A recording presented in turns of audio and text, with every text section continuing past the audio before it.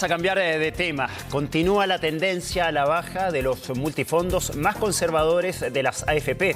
El fondo E en particular está por cerrar su peor mes en la historia, situación que se explica en parte por la posible aprobación del cuarto retiro.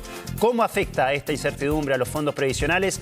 Se lo preguntamos de inmediato a Anne-Catherine Clark, presidenta de la Asociación Gremial de Asesores Previsionales. Anne-Catherine, ¿no? Sí, así es. Catherine, ¿cómo te dicen? Anne, te puedo decir. Me dicen de las dos formas. Me conocen por Anne y por Catherine, así que ahora ocupo el nombre compuesto. Bueno, te vamos a decir Anne para que sea más fácil en esta entrevista. Anne, lo decíamos, una caída histórica ha tenido el fondo más conservador de todos. ¿Cómo le explicamos a la gente finalmente que el fondo más conservador, que el que debería tener menos pérdidas, finalmente es el que tiene más pérdidas ahora en el último mes? Lamentablemente esto es consecuencia de algo que veníamos diciendo hace mucho tiempo, que era un riesgo que se iba a dar y que se tenía que crear un fondo diferente, algo así como un fondo F, porque veíamos que esto podía pasar. Lamentablemente sucedió y ha sucedido durante ya llevamos prácticamente un año con las caídas. Y no hay explicación más que no se hizo nada. Sí, pero Anne, ¿qué explica el hecho de que este fondo E, el más conservador, finalmente tenga esta caída? ¿Cómo le explicamos a las personas que tienen sus fondos en el fondo E de el por qué finalmente termina por caer cerca de un 8% en el último mes? El fondo E está compuesto. A ver, hay una idea de que el fondo E es renta fija y por lo tanto no puede bajar. No, el fondo E no es un fondo de renta fija, es un fondo compuesto por inversiones de renta fija, que es muy distinto. Eso significa que está lleno de distintas inversiones con renta fija que van cambiando de valor todos los días. Dependen de la tasa que exista fuera de estas inversiones que se hicieron. Si la tasa de afuera es mayor o es mejor que lo que yo tengo baja de valor. Es así de simple y eso es lo que está sucediendo. Debido a la inflación que hemos tenido en el último tiempo, la tasa del Banco Central ha tenido que subir para poder contrarrestar la inflación, lo que hace que afuera la tasa esté mucho mejor, haciendo bajar el valor de lo que nosotros ya tenemos contratado. Anne, hay quienes plantean, bueno, si los fondos están perdiendo mes a mes, lo mejor es retirar. Hay quienes plantean eso, sobre todo quienes apoyan el cuarto retiro. Ahora, ¿qué tanto influye la incertidumbre de este cuarto retiro en la caída de estos fondos? ¿Hay una consecuencia directa? No es solamente, los retiros no son lo único que influyen en la caída del fondo E. Es un exceso de liquidez en el mercado. Y eso está dado por los bonos, está dado por todo lo que está sucediendo por el tema político que existe en Chile. Ya hay mucha plata que está dando vuelta y eso hace que y baja productividad y eso hace que nuestro sistema esté teniendo una inflación muy alta. Por lo tanto, es un factor el retiro, pero no es el único. En ese sentido, los fondos más riesgosos, el A y el B, se han prácticamente mantenido, incluso algunos han tenido una leve ganancia. ¿Cuál sería el consejo de ustedes? ¿Cambiarse de fondos o mantenerse, por ejemplo, en el fondo E, esperando a que la situación se calme y finalmente puedan tener una vez más ganancias? Hay una confusión en este minuto porque uno tiende a pensar de que los fondos A, B y llegamos un poquito hasta el C porque han tenido mejores rentabilidades que el D y el E. Y entonces uno tiende a pensar, estos fondos son menos riesgosos. No, lo que pasa es que tienen riesgos diferentes, están expuestos a variables diferentes. Por lo tanto, si yo me cambio del fondo E, lo que yo estoy haciendo es que estoy cambiando el riesgo al cual yo estoy expuesto.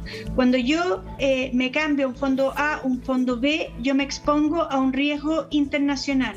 Cuando me cambio un fondo C, D o E, estoy expuesto a un riesgo nacional. Ahora, no existe un fondo menos riesgoso, y esto es lo increíble y lo insólito, que el fondo E. Y por lo tanto, es muy difícil hacer una recomendación en este minuto de cambio de fondo para las personas que están en el fondo E. Muy difícil hacer una recomendación, Ann, pero si se aprobara el cuarto retiro, ¿cuál es su recomendación? ¿Retirar finalmente, hacer este cuarto retiro ante la baja de estos fondos, ante esta caída histórica, o esperar un tiempo a que se vuelva a rearmar el panorama? ¿Cuál sería su consejo? Lo que pasa es que el consejo del retiro, del cuarto retiro, no tiene que ver con lo que está pasando con los fondos, sino que tiene que ver con un tema de disponibilidad de dineros.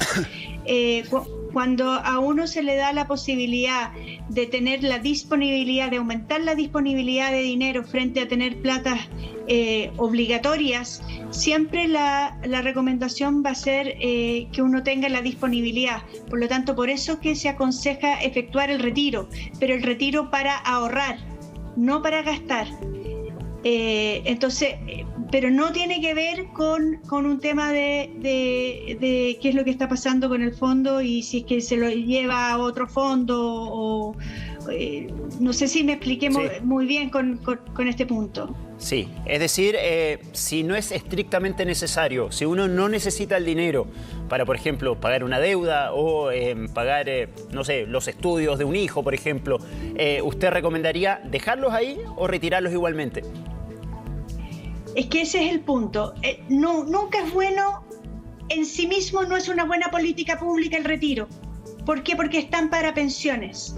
Pero si se da, ya que se dio la posibilidad, entonces uno tiene que hacer un análisis diferente y es disponibilidad de liquidez frente a no liquidez. Y ahí la recomendación es distinta. Ahí es, señores, pónganlo en una cuenta 2, pónganlo en un lugar donde eventualmente va a tener el mismo destino, el destino de pensión, pero por lo menos si es que ustedes tienen algún apuro, van a poder efectivamente hacer uso de ese dinero. Tienen la disponibilidad, que en el otro caso no lo van a tener. Ann, ¿qué le respondemos? ¿Qué le decimos a una persona que está a punto de jubilar, que ve cómo en el último mes sus fondos han caído cerca de un 8%, un 10%, que han venido en baja en los últimos meses y que al momento de jubilarse entonces tendrá menos dinero del que pensaba? ¿Qué le decimos a esa persona que podría jubilar en 1 o 2 años más y ve que de pronto su dinero ha ido en baja? Ha sido una de las preguntas más difíciles que hemos tenido que contestar los asesores previsionales.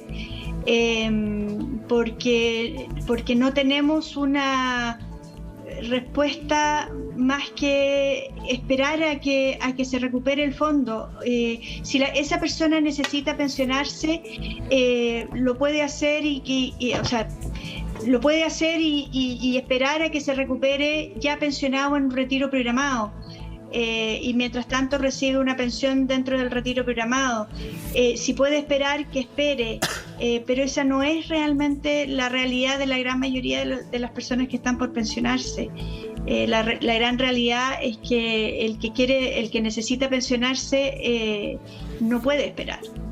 Claro, pero esto se podría convertir en una bola de nieve, porque alguien que está a punto de jubilar perfectamente podría decir, bueno, yo prefiero sacar mis fondos porque acá están perdiendo, ¿sí? Los saco antes de que sigan perdiendo. Y no sé si sigues ahí, Ann. ¿Sigue con nosotros, Ann? Sí. Sí, ya. Sí, bueno, sí. El jubilado dice, bueno, voy a sacar mis fondos porque no quiero que sigan perdiendo, en este caso el fondo E.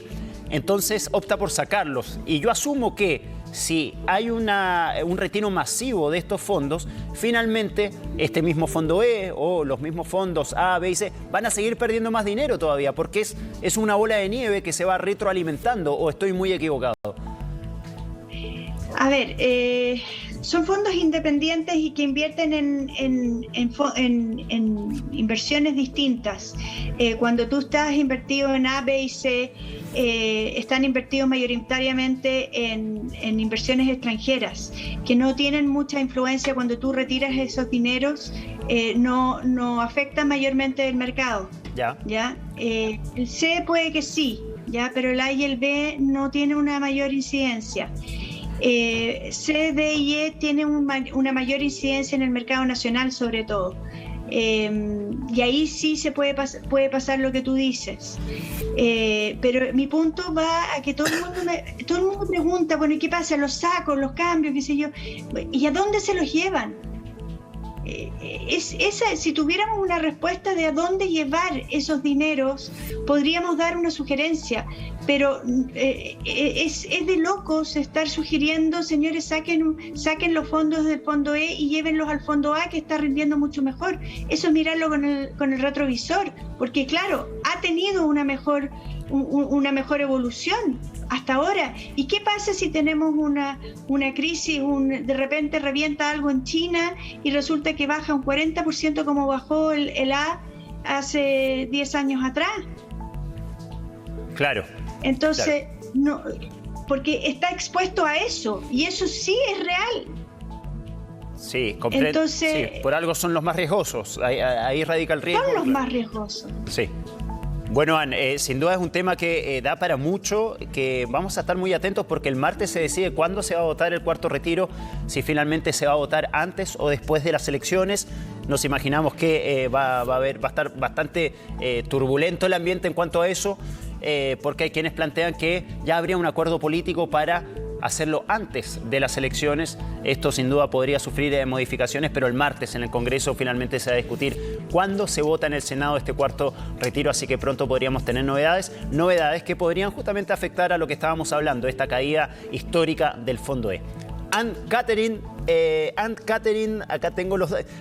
Clark, presidenta de la Asociación Gremial de Asesores Previsionales, muchísimas gracias por estar con nosotros esta mañana tratando de dilucidar un poquito el problema de qué hacer con los fondos ahora que le ha ido tan mal esta caída histórica del Fondo E en el último mes. Muchas gracias. Gracias a ustedes. Chao, que tenga buenos días.